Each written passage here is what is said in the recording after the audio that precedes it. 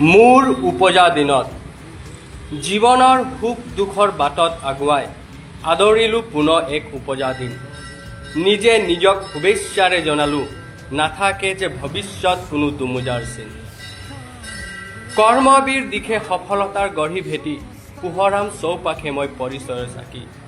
অতীতৰ জগৰ বেলাক আও কাণেৰে হৃদয়ৰ আঘাতক ৰাখি হাঁহিৰে ঢাকি। যিজনীয়ে চিনাকি কৰিলে ধৰালৈ প্ৰথমে ধন্যবাদ পূজনীয় মোৰ মালৈ। মাৰ আশীৰ্বাদ থাকক সদায় মোলৈ, স্নেহৰ হাত ফেৰাই যিজনীয়ে শিৰলৈ। যাৰ আঙুলি স্পৰ্শেৰে খোজ কাঢ়ি জীৱনৰ বহু পথত অৱগত হ'লোঁ।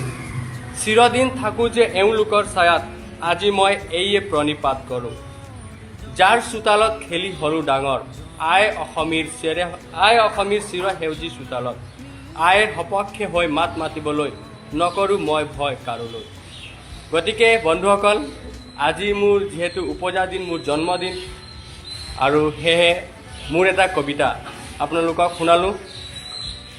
আশা কৰিছোঁ যে আপোনালোকক নিশ্চয় ভাল লাগে। আৰু বন্ধুসকল, আজি মই মন্দিৰলৈ আহিছোঁ, আৰু কাৰণ হ'ল বিকজ পৰহিলৈ এটা মোৰ প্ৰতিযোগিতাত অংশগ্ৰহণ কৰিছোঁ, যাতে তাৰ এটা ভাল ফলাফল হওক, তাৰ বাবে আজি কামনা কৰিবলৈ মই মন্দিৰলৈ আহিলোঁ, আৰু নিজৰ জন্মদিন বুলি। চ' ধন্যবাদ সকলোকে।